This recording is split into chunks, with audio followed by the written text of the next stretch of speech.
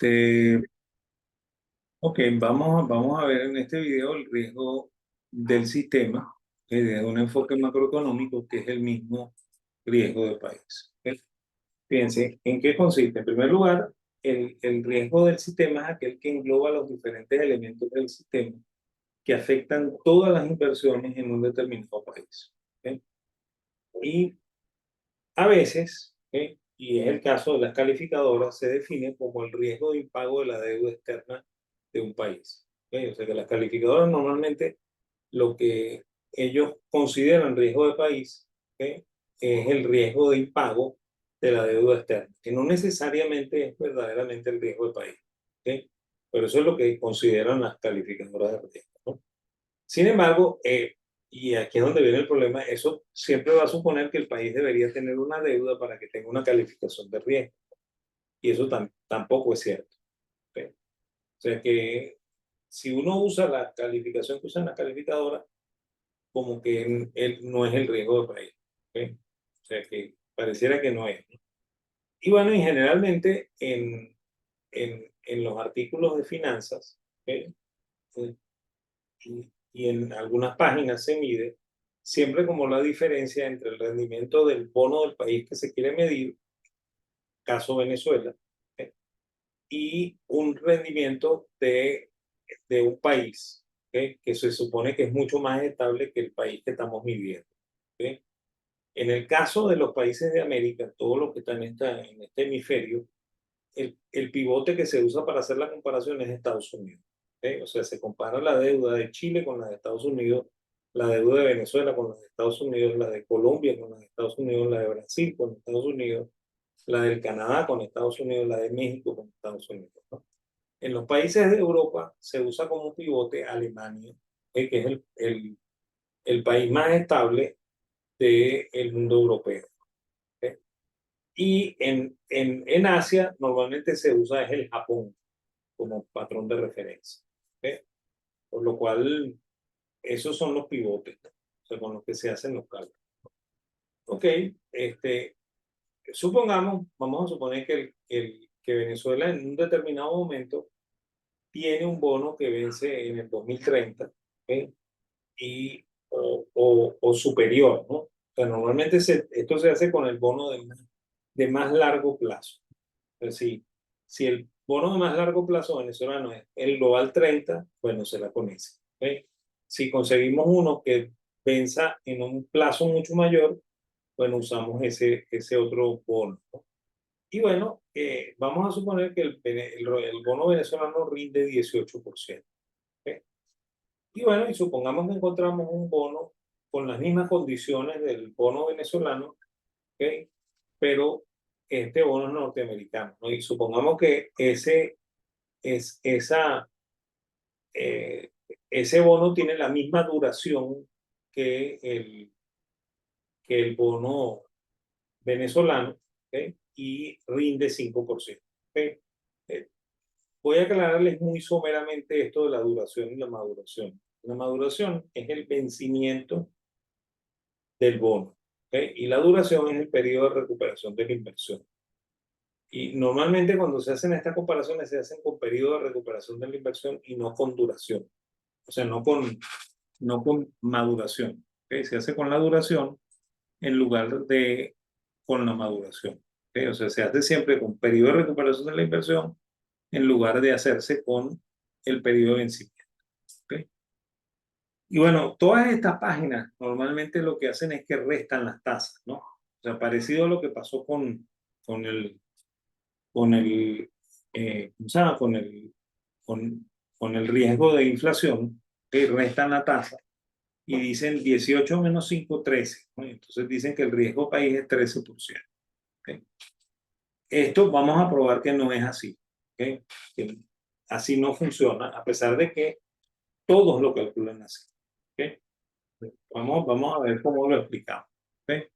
Fíjense, supongamos que esa es la situación inicial que está aquí. ¿Ok? O sea, el bono venezolano rinde 18, el bono norteamericano rinde 5. ¿Ok? La resta simple da 13. ¿Ok?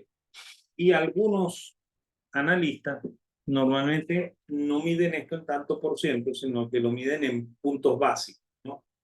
Y en teoría, 1% equivale a 100 puntos básicos, ¿no? Es lo que está aquí. Por lo cual, 13% equivaldría a 1.300 puntos. Entonces, obviamente, cuando dicen 1.300 puntos, suena como que el riesgo es muy grande, ¿no? Pero el 1.300 lo que significa es 13%. ¿Ok? A ver, don Jorge, pregunte, pues. Sí, profesor, mi pregunta era con respecto a la diferencia entre maduración y duración. Como usted habla de duración, habla del periodo de la recuperación de la inversión. Ese es visto desde el punto de vista del momento en el cual uno compra el bono.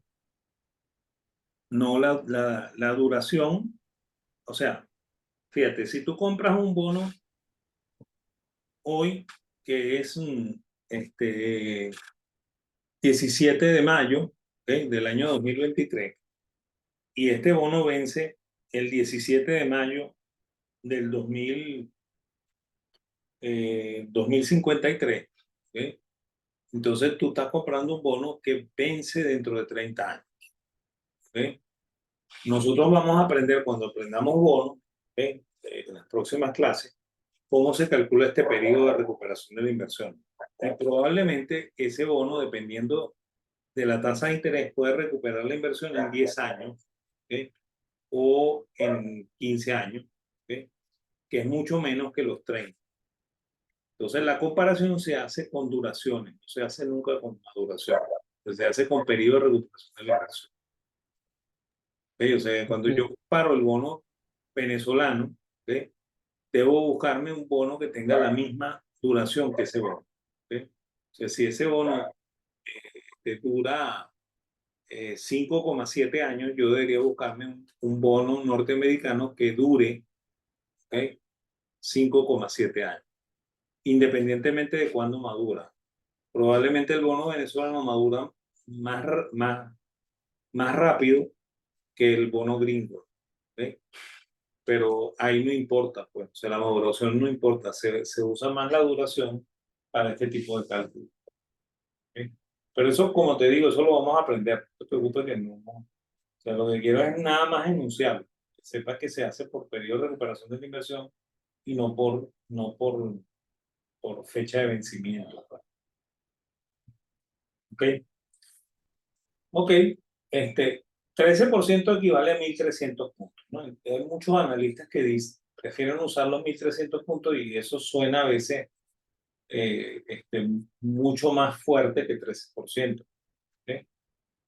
Ok, supongamos que el bono venezolano disminuye 1% en el siguiente periodo.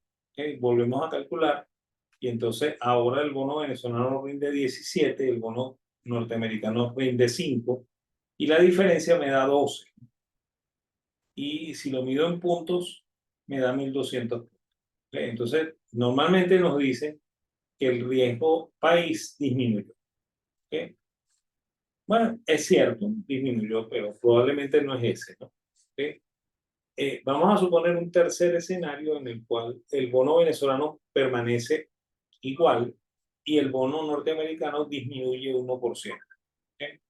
Entonces vuelvo a sacar la cuenta, 17 menos 4 da 13.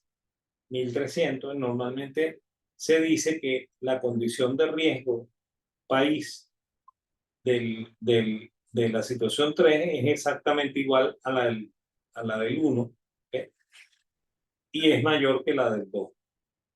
Bueno, vamos a suponer ahora que el rendimiento venezolano vuelve a bajar 1%, mientras que el rendimiento norteamericano se mantiene fijo en 4%, ¿no? Entonces, en ese caso serían 16 y 4. ¿Ok? Resto 16 menos 4, eso da 12. Y medido en puntos da 1.200, ¿no? Entonces, uno pudiera decir que el rendimiento, pero el riesgo país volvió a bajar, ¿ok? Y que la situación del caso 2 es exactamente igual a la del caso 4. ¿Ok? Sin embargo, eso no es cierto, porque la comparación no se hace así, se debería hacer por la prima del riesgo. Y la prima de riesgo sería la división del rendimiento del bono venezolano entre el rendimiento del bono norteamericano menos 1. Y para el primer caso sería 0,18 entre 0,05, ¿ok?, menos 1, y eso da 2,6, lo que equivale a 260%.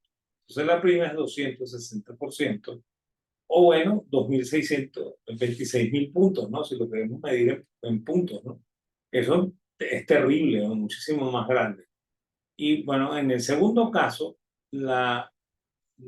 este cálculo me daría 240, ¿no? Porque dividiría 0,17 entre 0,05 y le resto 1 y eso me da 2,4, por lo cual serían 240%. Que sí es menos riesgo que este, que es 260. Pero vamos al caso 3. En el caso 3, yo divido 0,17 entre 0,04 y resto 1 y eso me da 3,25, o sea, 325%, ¿ok? Que no es más riesgoso que 2, pero también es más riesgoso que 1. O sea, que no regresé a una situación similar a la de 1, sino que me fui a una situación muchísimo más riesgosa, ¿ok? Y bueno, y si el caso es el caso 4, entonces el resultado sería dividir 0,16 entre 0,04 y restar 1. Y eso me da 3, lo que equivale a 300%, ¿no? Que es menos riesgo que la situación 3, pero que sigue siendo más riesgo que la situación 1 y 2. Y bueno, y vamos a tratar de probar esto, ¿no? Fíjate, si supongamos que hay un norteamericano que viene a Venezuela y él quiere traerse o sea, crear una sucursal de su negocio en los Estados Unidos, y su negocio en los Estados Unidos rinde 10%. ¿Ok? Si él se va donde quien hace el cálculo restando tasas, ¿ok?, y él le pregunta a ese señor, ¿cuánto cree usted que debería ganar yo con mi inversión? Entonces él le dice, bueno, usted en Estados Unidos gana 10, aquí debería ganar 13% más, por lo cual debería ganar 23%. ¿Ok? Si estamos en esta situación, le diría, usted gana ya 10, entonces tendría que ganar 12% más, por lo cual tendría que ganar 22%. ¿Ok? Y bueno, y probablemente el norteamericano se va contento porque todo el mundo piensa más o menos así. ¿Ok? Sin embargo, fíjate, si la empresa en Estados Unidos gana 10%, está ganando el doble, ¿ok?, de lo que rinde un bono norteamericano. ¿Ok? Entonces, ella debería exigir como mínimo el doble del bono venezolano, ¿no? Y el doble del bono venezolano es 36. ¿Ok? Pero también es lo mismo que multiplicar el 10% por 1 más 2,6, que es 36. ¿Ok? Entonces, creo que la prima funciona mejor. ¿Ok? Caso 2, si el negocio en Estados Unidos sigue obteniendo el doble de 5, yo debería ganar el doble de 17, que es 34. Y si yo multiplico 0,10 por 1 más 2,4, ¿ok?, me da 34%. ¿Ok? Fíjate, si la empresa en Estados Unidos sigue ganando 10%, ¿ok?, y el riesgo país de perdón, el bono de largo plazo pasa a rendir 4, entonces este negocio está rindiendo 1,25% más que lo que rinde el, el bono del tesoro, ¿ok? Por lo cual él debería exigir 1,25 más que 17, y eso es 42,5, ¿ok? Que es lo mismo que multiplicar el 10 por 1 más 3, 32,5. ¿Ok? 1 más 3,25 da exactamente 42,5. ¿Ok? Y en el último caso se mantiene aquello de que es 1,25 más, ¿no? Entonces, si yo estoy obteniendo 1,25 más que el bono norteamericano, yo debería tener 1,25 más que el 16. ¿Ok? Y eso me da 40%, que es lo mismo que multiplicar el 10 por 1 más 3, que es la prima, ¿ok? Y me da 40%. ¿Ok? Entonces yo creo, ¿ok?, que la forma de medir esto es esta, ¿ok? No esta que es la que todo el mundo utiliza. ¿Ok? Y creo que me da valores más congruentes con la realidad, ¿no? ¿Ok? Ok, vale. Sin embargo, hay unas calificadoras de riesgo que califican los riesgos, ¿no? Y la más antigua de las calificadoras es Standard Poor's, que es una calificadora norteamericana que nació en 1860, cuando se estaba desarrollando el mercado de bolsa norteamericano. Ya empezando el siglo XX, le salió competencia a Standard Poor's, se creó una nueva empresa que se llama Moody's, ¿ok?, que todavía hace calificaciones. Y aquí tienen la dirección del Standard Poor's y de Moody's, ¿ok? Y luego en 1913, o sea, un poquito más adelante, surge otra empresa calificadora que se llama Fitch Ratings, ¿ok? Y esta es la dirección web de esa empresa, ¿ok? Y bueno, y obviamente hay muchísimas más, ¿no? ¿Ok? Pero bueno, yo estoy poniendo aquí como ejemplo una calificadora china, ¿ok?, que fue creada en el año 2009, ¿ok?, que se llama Dagon Global Credit Rating, ¿ok? Normalmente estas calificadoras lo que hacen es evaluar el riesgo de impago del bono de largo plazo, ¿no? Por lo cual ellas en realidad no están midiendo riesgo del país, sino un riesgo de crédito, ¿ok? Eso es lo que están midiendo. Entonces, hay que tenerlo bien claro, ¿no? Y ellos califican con letras, ¿no?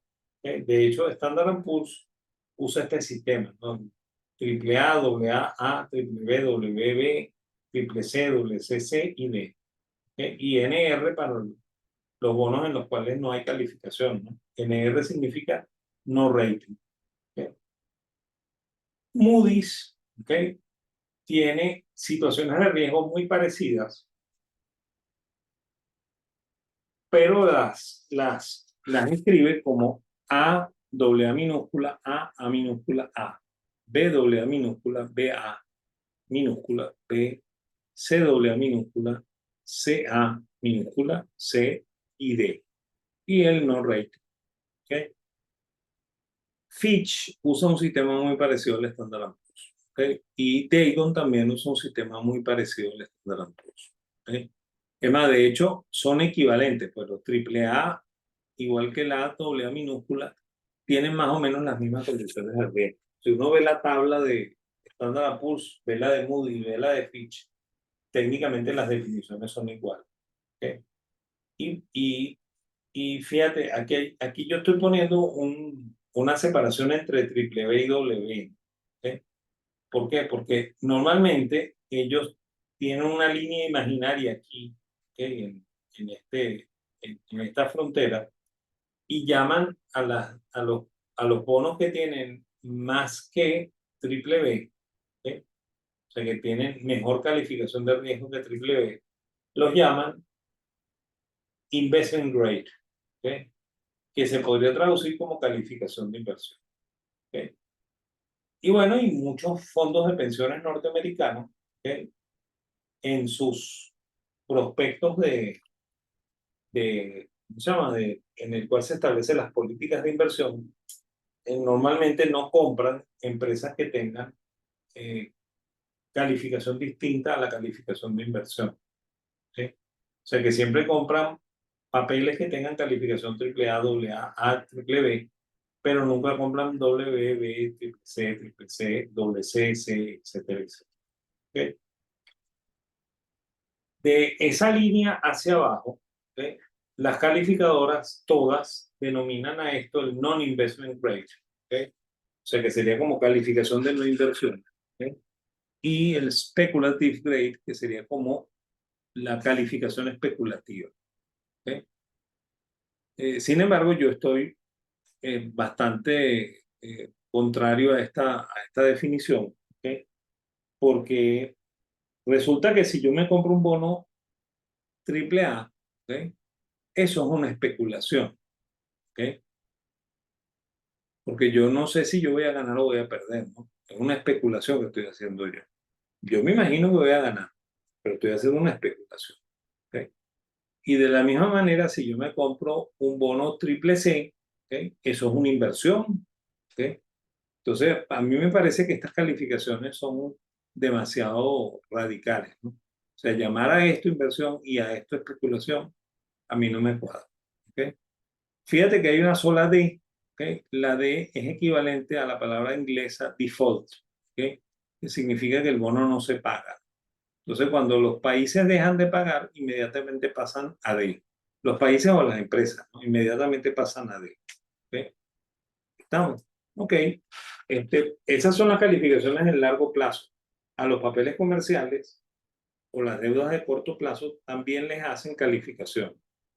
Y de hecho, Standard Poor's califica con estas letras, ¿no? A1, A2, A3, B, C y D. ¿Ok? Obviamente D significa que está en suspensión de pago. Moody's se niega a calificar lo que ellos llaman non-investment grade y solamente califica papeles P1, P2 y P3. ¿Ok?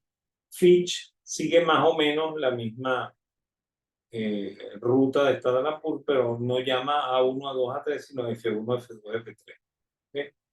Y Dagon también usa la misma calificación de Standard Poor's. ¿Ok? ¿Vale? Ok. ¿En qué se basan? ¿No? En realidad, estas calificaciones miden el riesgo de crédito, no miden riesgo de país. ¿Ok? Por tanto, se basan en la probabilidad de que el inversionista